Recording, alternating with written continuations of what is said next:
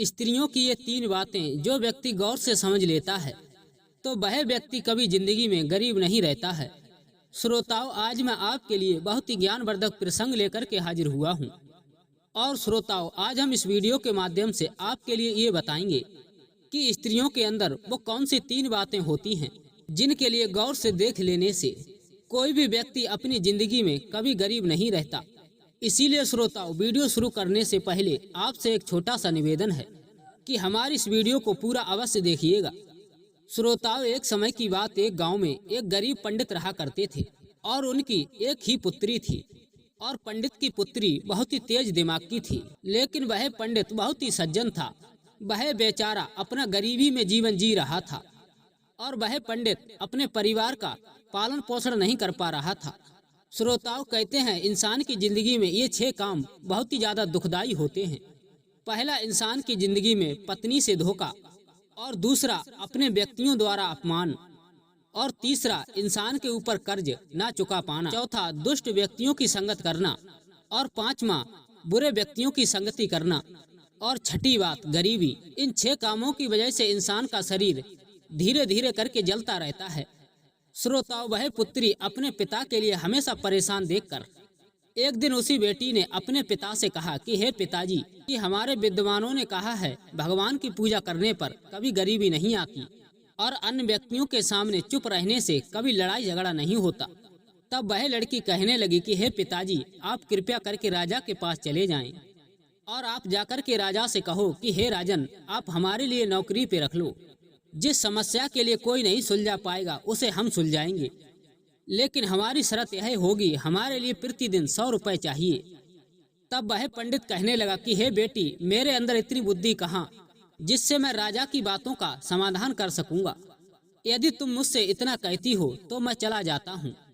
श्रोताओं, अपनी बेटी के कहने पर वह गरीब पंडित जाकर के राजा के दरबार में पहुंचा।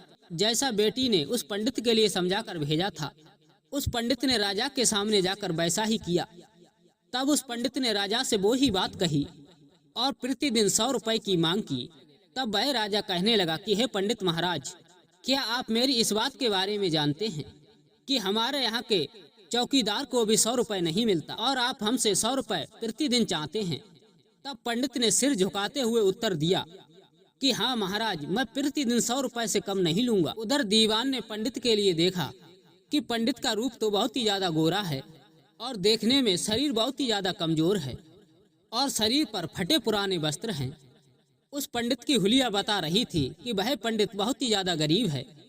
फिर भी दीवान के मन में पता नहीं क्या आया। तब दीवान ने राजा से कहा कि हे महाराज, इस पंडित के लिए प्रतिदिन 100 रुपए में रख लीजिए, लेकिन यह पंडित है तो गरीब, परंतु 100 रुपए से कम नहीं लेगा। जरूर इसके अंदर कोई अनेक गुण होंगे। तब राजा ने कहा कि हे दीवान जी, यदि मैं इसके लिए प्रतिदिन 100 रुपए पर काम पे रख लूं, तो क्या ये अन्य व्यक्तियों के साथ में अन्याय नहीं होगा? इतना पैसा तो हम अपने पुराने दरबारियों को भी नहीं देते। तब दीवान फिर कहने लगा कि हे महाराज, यह पंडित 100 रुपए लेने पे अड़ा है, तो जरूर इसके अंदर कुछ खास होगा। इसके चेहरे के लिए देखकर इसके नतीजे पर ना पहुँचे। तब दीवान के बहुत ही ज्यादा विनती करने पर उस गरीब पंडित के लिए अपने यहाँ नौकरी पर रख लिया और संध्या होने पर उस राजा ने पंडित के लिए 100 रुपए दिए और वह गरीब पंडित 100 रुपए लेकर के अपने घर चला आया और वो पैसे लाकर अपनी बेटी और अपनी पत्नी के सामने रख दिए। पत्नी ने पहली बार पति के हाथों से इतने सारे पैसे देखे थे और पत्नी के आंखों में आंसू आ गए थे। तब पत्नी खुश होती बोली कि अरे स्वामी, आपके पास इतने पैसे कहाँ से आए? तब पंडित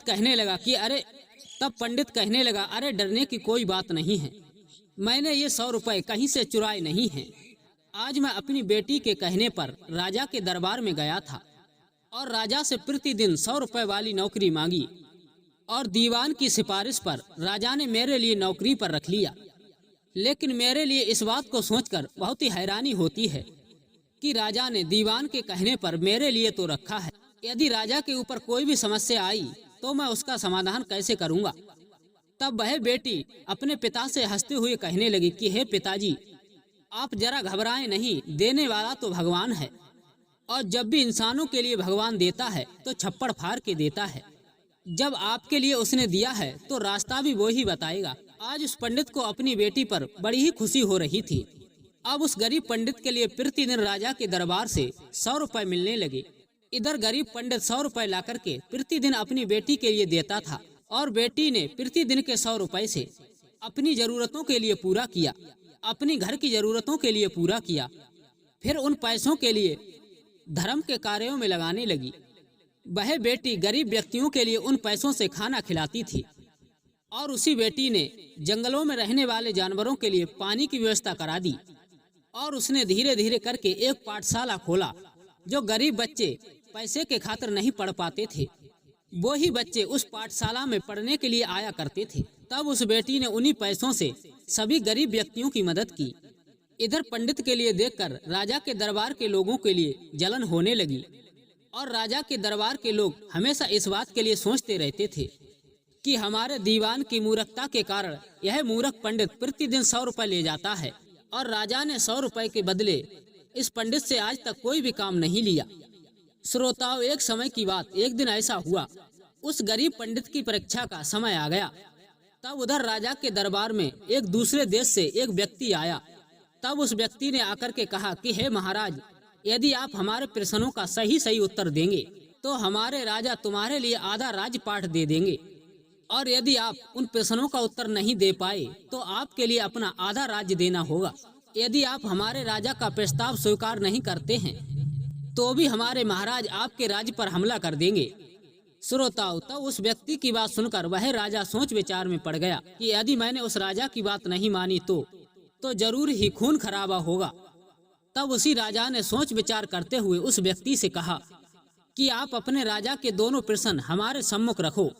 श्रोताओं, इतना कहते ही उस व्यक्ति ने अपनी पालकी मंगवाई और उस पालकी के अंदर 3 मूर्तियां रखी हुई थी और तीनों मूर्तियां संगमरमर की बनी हुई थी। वह व्यक्ति कहने लगा, हमारे महाराज का यह कहना है कि आपके लिए बताना होगा कि हमारे इन 3 मूर्तियों में से सबसे प्रिय मूर्ति कौन सी है। तब उस व्यक्ति की बात सुनकर सभी दरबार के लोग आश्चर्यचकित रह गए। तीनों मूर्तियों की देखने में शकल एक जैसी है, फिर इनके अंदर की श्रेष्ठता कैसे सिद्ध हो सकती है। तब राजा सहित राजा के पूरे दरबार के लोग उन मूर्तियों में अंतर सिद्ध नहीं कर सके। तब दीवान के लिए याद आया कि हमने पंडित के लिए प्रतिदिन 100 रुपए पे रखा है। तब राजा ने तुरंत अपने नौकरों से पंडित के लिए बुलवाया और तीनों मूर्तियों में अंतर सिद्ध करने के लिए पंडित से कहा। तब बेचारे पंडित उन मूर्तियों को देख करके आश्चर्यचकित रह गए कि भला इन तीनों मूर्तियों में अंतर कैसे पता कर पाऊंगा, क्योंकि इन तीनों मूर्तियों की शकल एक जैसी है। तब पंडित इस बात के लिए सोचने लगे, यदि मैं इसे बताने में असफल रहा तो राजन मेरे लिए नौकरी से निकाल देंगे। अब दरबार के जलने वाले लोग भी इस बात के लिए सोचने लगे कि आज तो इस पंडित का खेल ही खत्म हो जाएगा। वह पंडित काफी देर तक उन मूर्तियों के लिए देखता रहा और देखने के बाद भी उन पंडित जी महाराज के दिमाग में कुछ समझ नहीं आया। तब वो पंडित जी कुछ देर के बाद कहने लगे कि हे महाराज, इन मूर्तियों को ले जाकर किसी एक कमरे में रख दीजिए, तब तक मैं अपने घर होकर के आता हूँ और घर से आकर के मैं इन मूर्तियों का अंतर जरूर बताऊंगा। इस बात को कहते हुए पंडित जी उस राजा से अपने घर के लिए चले गए। तब राजा ने उन तीनों मूर्तियों को एक कमरे के अंदर रखवा दिया और पंडित जी महाराज सीधे अपने घर के लिए लौट गए। और जाकर के पंडित जी महाराज ने अपनी बेटी के लिए सारी बात बताई। तब बेटी कहने लगी कि हे पिताजी, जब देखने में तीनों मूर्तियां एक जैसी हैं तो उनके अंदर तो अंतर जरूर ही होगा। आप मेरे कहने के अनुसार एक काम करना, आप एक पतला सा तार लेकर के एक मूर्ति के कान में डालना और वह तार कहाँ पर जाकर निकलता है, इस बात के लिए आकर मुझे बताना, तब मैं उनके बारे में तुम्हारे लिए अंतर समझा दूंगी। अब पंडित जी महाराज लौट करके दोबारा उन मूर्तियों के पास में आए और आकर के पंडित जी महाराज ने एक मूर्ति के एक पतला सा तार डाल दिया और मूर्तियों की तरफ देखने लगे। जब पंडित जी महाराज ने एक मूर्ति के कान में तार डाला तो देखा दूसरे कान से बाहर निकल गया। जब दूसरी मूर्ति के कान में तार डाला तो देखा उसके मुंह से बाहर निकल आया।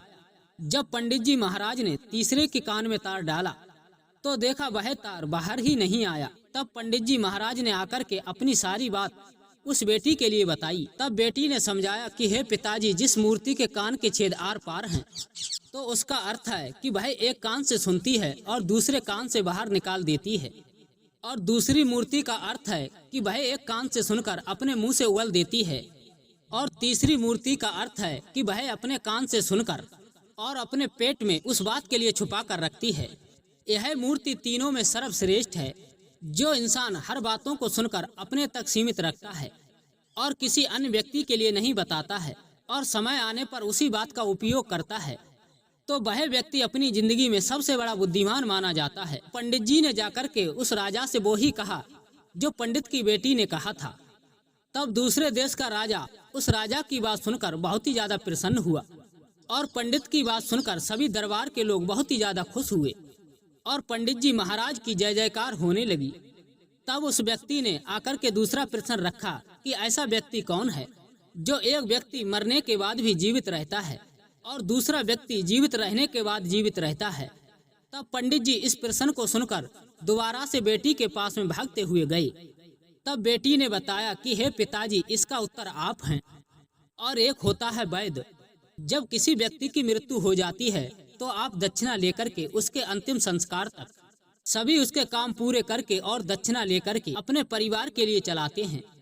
और वैद्य वो काम करता है, उन बीमार व्यक्तियों के लिए जीवित रखता है जो व्यक्ति धीरे धीरे करके मृत्यु की ओर बढ़ते जाते हैं, और वह वैद्य ऐसा करके अपने पेट के लिए भरता है। तब बेटी का बताया हुआ यह उत्तर उन पंडित जी महाराज ने राजा के सामने जाकर रख दिया।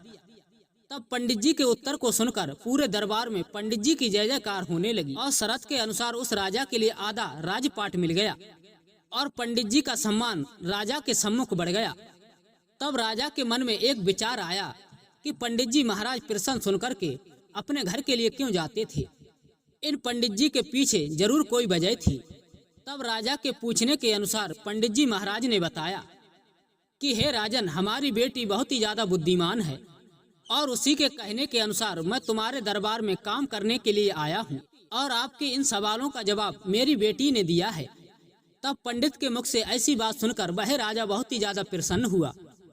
तब राजा ने पंडित की बेटी के लिए अपने दरबार में बुलवाया। तब राजा ने पंडित की बेटी से पूछा कि हे बेटी, तुम बताओ तुमने यह विद्या कहाँ से प्राप्त की है। तब बेटी ने हंसते हुए यह उत्तर दिया कि हे राजा साहब, मेरे लिए यह ज्ञान मेरे पिता से मिला है।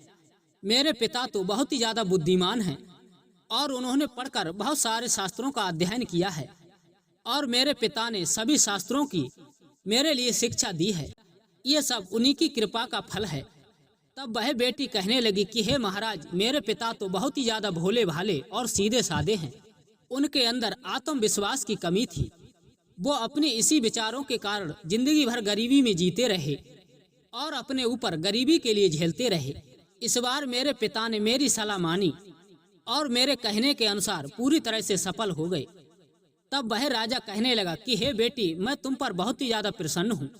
तुमने एक बेटी होने के अनुसार अपने पिता का मान बढ़ाया है और साथ में तुमने हमारे राज्य का नाम रोशन किया है। तुम्हें जो कुछ भी मांगना हो मुझसे मांग लो। तब वह पंडित की बेटी कहने लगी, हे महाराज, मैं इस बात के लिए चाहती हूँ कि हमारे इस राज्य में बेटों के तरह बेटियों के लिए शिक्षा मिले। मैंने ऐसा सुना है कि जहाँ पर बेटी अंधकार में जीती है तो उस परिवार में कभी सुख शांति नहीं रह सकती। एक माता अपने पुत्रों की गुरु होती है। यदि माता शिक्षित होगी तो उसके बच्चे शिक्षित होंगे और उन बच्चों का भविष्य उज्जवल होगा। तब उस बेटी के कहने पर उसी राजा ने स्त्री जाति के लिए बढ़ावा दिया और बेटियों को पढ़ाने की जिम्मेदारी उसी बेटी के लिए सौंप दी। श्रोताओं कहते हैं, इस संसार का स्त्री पुरुष चाहे कितना भी खूबसूरत क्यों ना हो और चाहे बड़े परिवार में जन्मा हो, चाहे वो स्त्री हो या पुरुष हो, जिस स्त्री और पुरुष के अंदर शिक्षा नहीं होती है तो उनके लिए सब कुछ बेकार होता है। तो श्रोताओं, आपके लिए हमारी यह कहानी कैसी लगी, आप हमारे लिए कमेंट करके जरूर बताइएगा। श्रोताओं, मिलते हैं ऐसी ही ज्ञानवर्धक कहानी के साथ। तब तक के लिए आप सभी मित्रों का बहुत बहुत धन्यवाद। जय श्री कृष्ण, जय श्री राम।